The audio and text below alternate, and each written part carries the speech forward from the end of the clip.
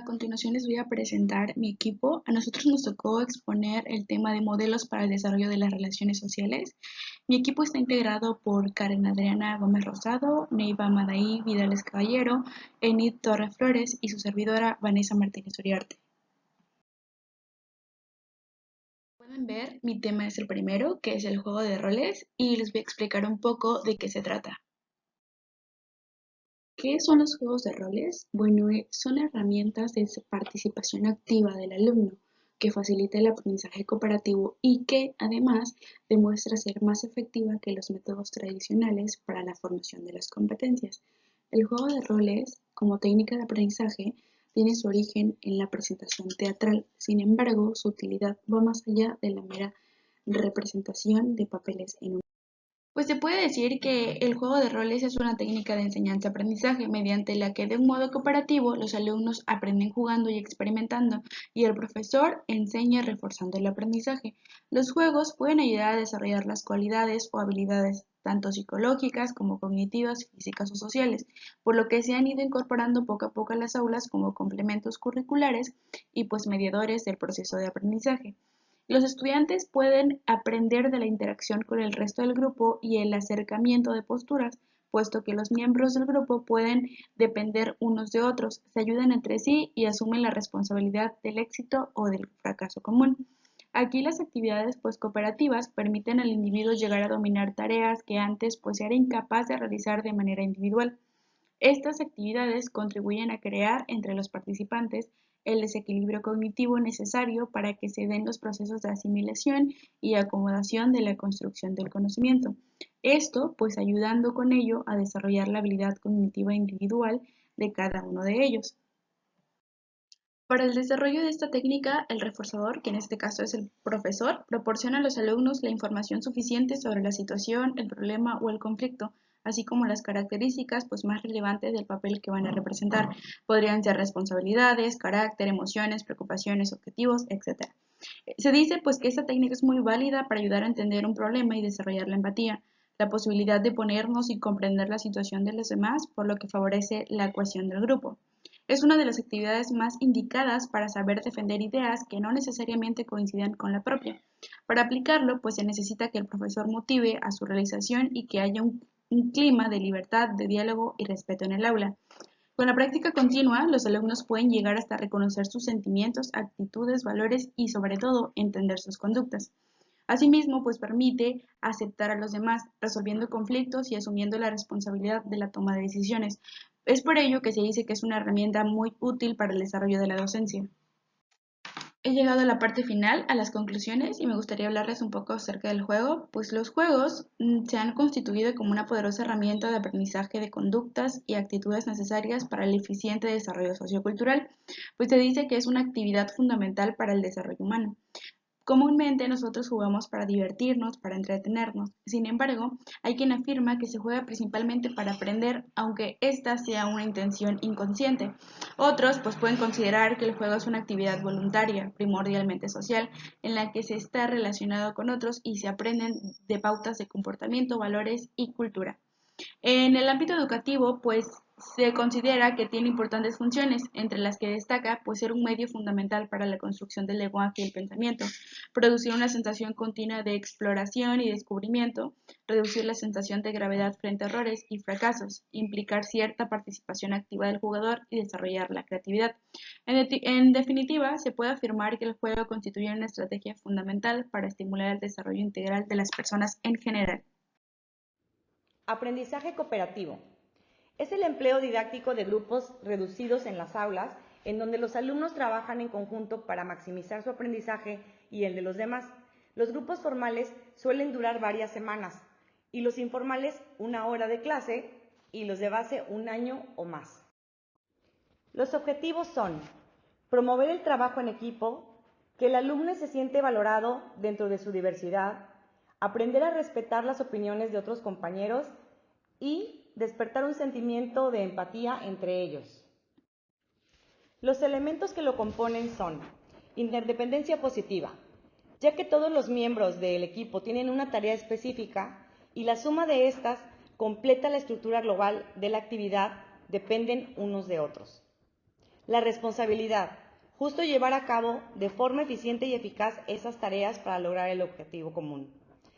La interacción estimuladora. Identificar las fortalezas y debilidades de cada integrante del grupo para así apoyarse unos a otros y crear lazos de compromiso y conexión entre ellos. Habilidades interpersonales y grupales.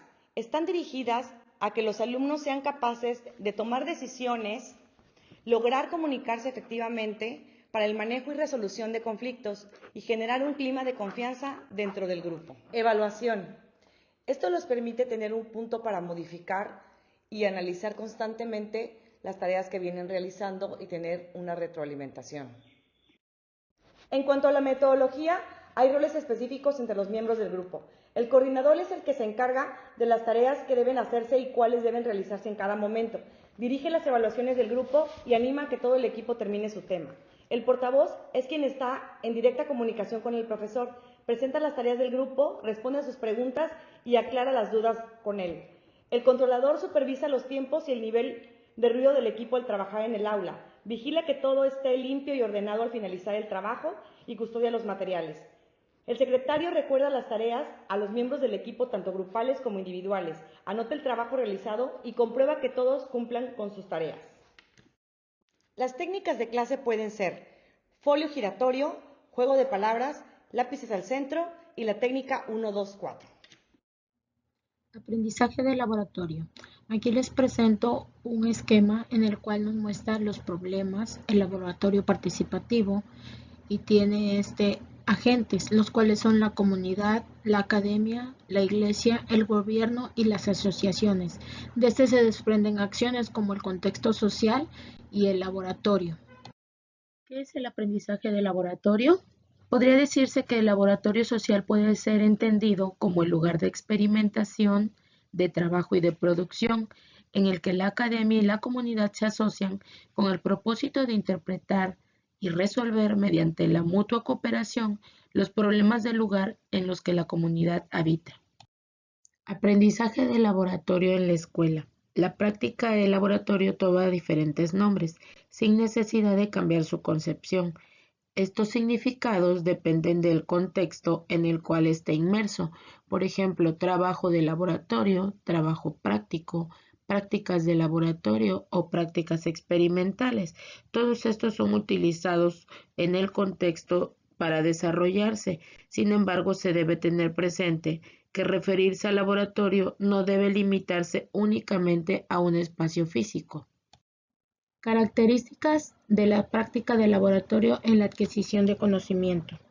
Son trascendentales para lograr la construcción del conocimiento científico escolar por parte de los educandos. Para esto es preciso que se produzca una insatisfacción con los conceptos existentes y ha de existir una concepción mínimamente inteligible. Debe llegar a ser loable aunque inicialmente contradiga las ideas previas del alumno y por último debe de ser potencialmente fructífera, dando explicación a las anomalías encontradas y abriendo nuevas áreas de investigación. Importancia del concepto de reacción química en la enseñanza-aprendizaje de la química. Esta es la más importante porque es el corazón de la química y la define como una ayuda de un enfoque submicroscópico para su enseñanza. Los niveles de abertura en las prácticas de laboratorio. El proceso de construcción de conocimiento científico escolar requiere un esfuerzo o actividad mental que le permita al estudiante interactuar con el conocimiento y apropiarlo. Las siguientes son las actividades prácticas con niveles cognitivos debajo de un orden. Difícilmente generan un aprendizaje significativo en los estudiantes. Estas prácticas suelen ser de tipo expositivo, de forma tradicional, donde el docente dirige el trabajo de laboratorio y esto solo tiene que repetir instrucciones facilitadas por él o leerlas según el manual. Desarrollo de convivencia democrática.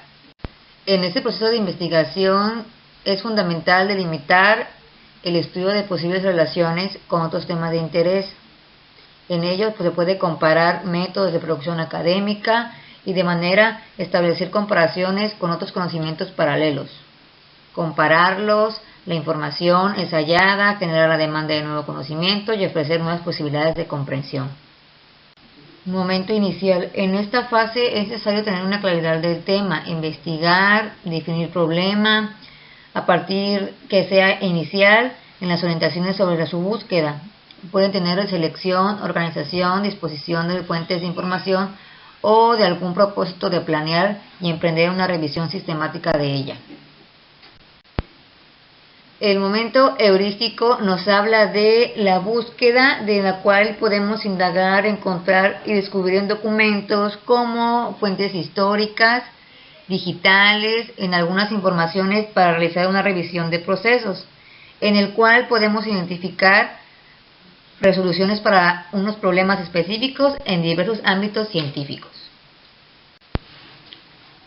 El momento hermenéutico es una herramienta metodológica que permite explicar, traducir e interpretar posibles relaciones. Es un fenómeno de estudio en el cual tiene un contexto que nos puede acontecer a comprender e interpretar alguna realidad de algún estudio en específico. En la convivencia en paz tenemos unas competencias ciudadanas que debemos desarrollar desde todas y cada una de las áreas de conocimiento, tomando en cuenta la partida de valores éticos y morales incluidos en casa.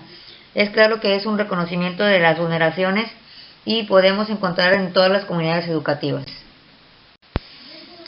En la violencia nosotros tenemos que educar para la paz, para los planteles educativos y poder tener en cuenta que debemos educar a la no violencia, en los derechos humanos y en la democracia, tolerancia asertiva.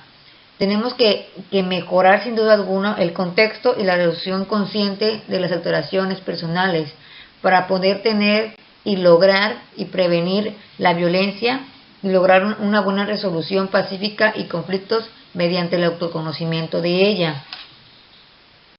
Teniendo en cuenta que en la escuela son fundamentales para el desarrollo de los conflictos de cada uno de los participantes en la misma. Esta es socializadora y educativa.